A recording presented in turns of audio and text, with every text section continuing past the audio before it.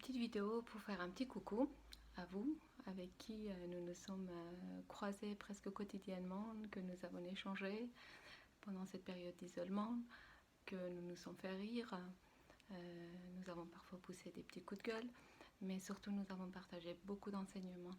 D'ailleurs, je voudrais remercier du fond du cœur toutes ces personnes qui nous ont enseigné, qui nous ont mis en mouvement avec des petites séances de Qigong, de yoga, tous les jours à la même heure, gratuitement, avec beaucoup de disponibilité et beaucoup de générosité. Merci beaucoup. Pour ma part, j'ai essayé d'attribuer un petit peu à mon pays d'origine, parce que je me sens longtemps française, qui a été confiné bien avant nous, avec beaucoup de détresse et beaucoup d'isolement. Alors d'ailleurs, merci pour vos messages très sympathiques, très drôles, comme quoi vous me disiez bon, on ne comprend rien de tes vidéos. En fait, c'était tout simplement des petits enseignements sur les défenses immunitaires, sur l'alimentation, les exercices physiques très simples, la gestion des émotions. Et d'ailleurs, j'ai envie de rebondir là-dessus parce que la gestion des émotions est très importante pour notre système immunitaire, mais globalement pour notre santé. Et pendant cette période, nous avons été beaucoup affrontés à des diverses émotions. Il y a eu beaucoup d'infos qui ont circulé. Il fallait évidemment trier. Il y a eu des infos des grands savants, des grands anthropologues, des grands épidémiologues qui nous ont éclaircis sur les points les plus sombres de cette période d'une confusion totale. Ces infos nous ont parfois un petit peu secoués, nous ont mis en colère. Mais aujourd'hui, j'ai envie de dire juste une chose. Regardons cette période de confinement, à tort ou à raison, soit, comme une retraite qui nous a éveillé les sens. On a appris beaucoup de choses. Et faisons le bilan aujourd'hui. J'ai appris beaucoup de choses sur la nature. Est-ce que je suis prêt à partir de demain ou même à partir d'aujourd'hui de faire des efforts là-dessus? On a appris beaucoup de choses sur notre entourage. Est-ce que nous sommes prêts à être plus à l'écoute? Nous avons appris beaucoup de choses sur notre corps, sur ses véritables besoins en sommeil, en repos, en une alimentation faite maison, en exercice physique. Est-ce qu'à la reprise de travail demain, je suis prête à changer un petit peu mon rythme d'avant, surtout dans les grandes villes? Aujourd'hui, j'ai envie de dire la colère, oui, mais avec une action posée derrière. La rébellion, ok, mais avec beaucoup d'informations. La désobéissance, oui, mais comme un adulte responsable et pas comme un adolescent fugueux. Nous avons besoin de donner de la structure à nos actions, à nos mouvements. Et la structure commence par les briques, donc par l'action individuelle. Nous connaissons tous cette très belle phrase qui dit « Sois le changement que tu attends du monde ».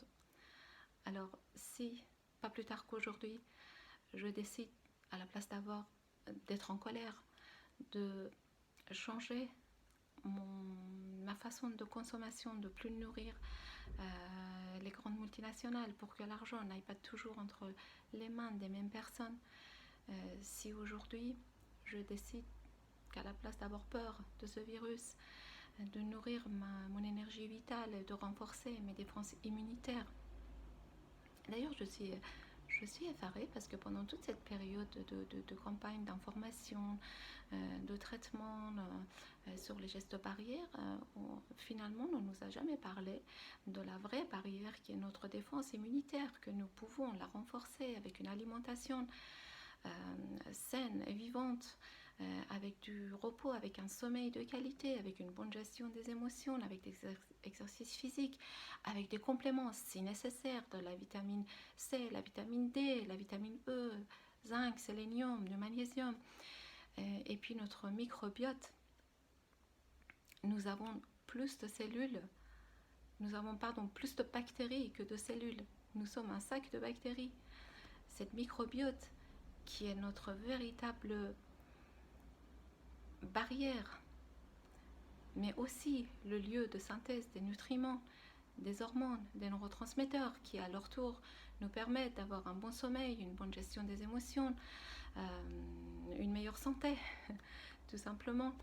Alors, cette barrière, cette microbiote, nous pouvons l'entretenir avec une alimentation non industrielle, non raffinée, une alimentation vivante, une alimentation variée, mais aussi, surtout si nous avons été nés par césarienne, vaccinés à gogo, qu'on nous a enlevé les végétations, l'appendice, nous avons peut-être d'un plus gros coup de pouce pour la renforcer.